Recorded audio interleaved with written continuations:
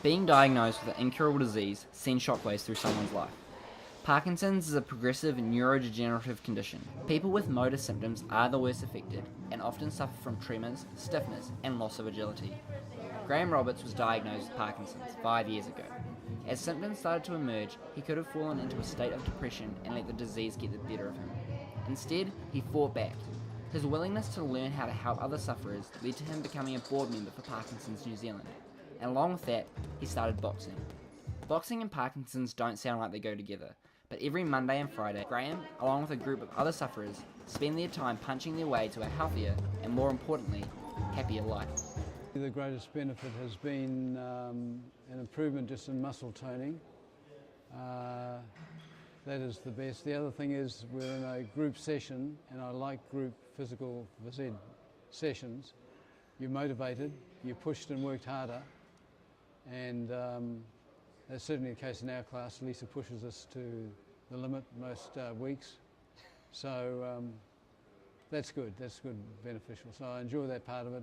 It's a bit of social connection with other people with Parkinson's. What was your motivation to start coming to these classes? Just a greater opportunity for more exercise, more fitness, and that underlies everyone with Parkinson's will derive some benefit, depending on their symptoms, from physical activity. So the more you can do, the more benefit you're going to get. So you're one of the first people to attend these classes, so you've been able to witness the growth. Would you be able to explain that in a bit of detail? Well, it's been almost phenomenal. They seem to come out of the woodwork. New people every week. So I think it's just word of mouth has spread. People see it as another opportunity for social connection with people with a similar condition as they've got. And I think that's just it's been the draw card, pull it together. Can you describe how your body feels before a class? Usually your muscles are still a little bit stiff. When I get up in the morning, my muscles and the joints particularly are stiff. I've got to walk around for a few minutes, ease up. So during the morning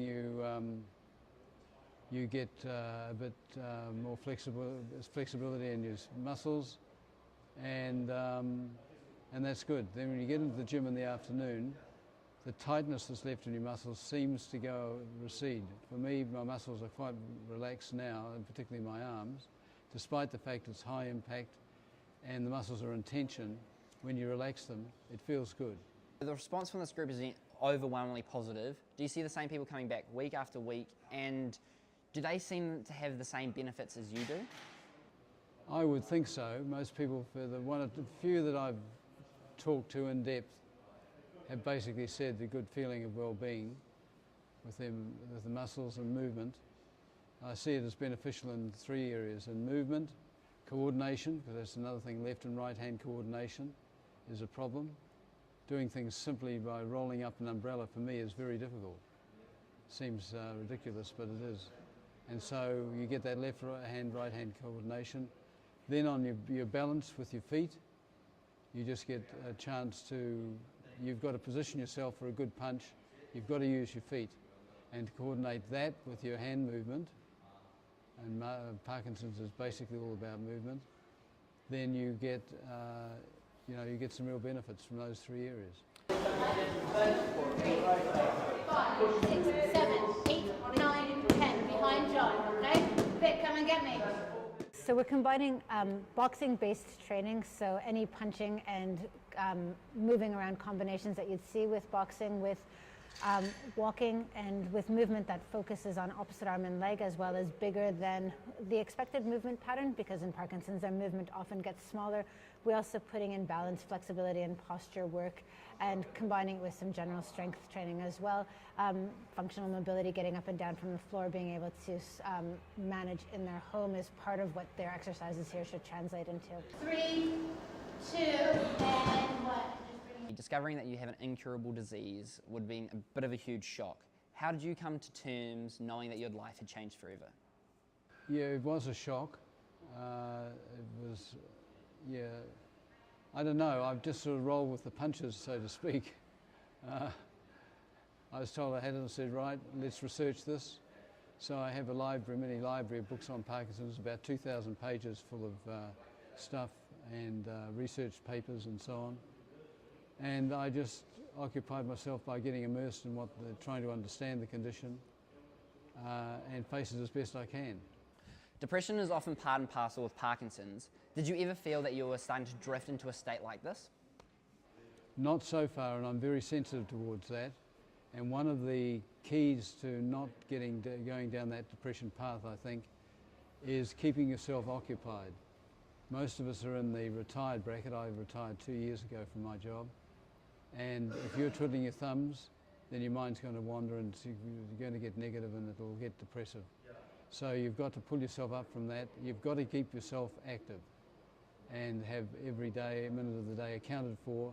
Even if it's just rest periods or reading periods, it's still something you're doing.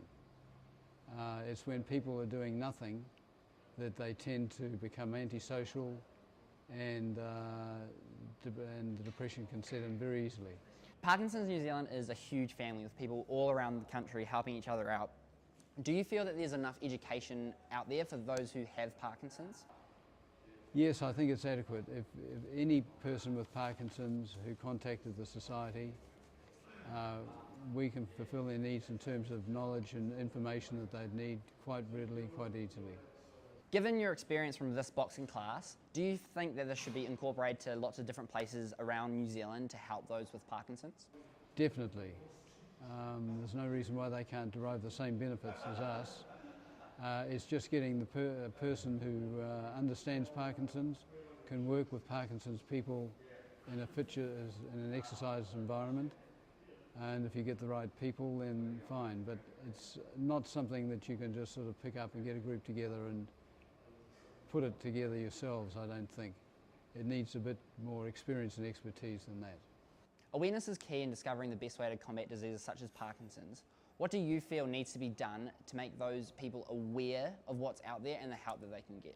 Well, we have an awareness week in November, and we do reach out to the community with various events. And I think there's an unlimited amount of work you can do in getting the awareness out there in the general population, because other people are affected, families, carers become involved with people that are quite debilitated with it. So all those people you need to reach out to, all of them could benefit from contact with the Society if they joined.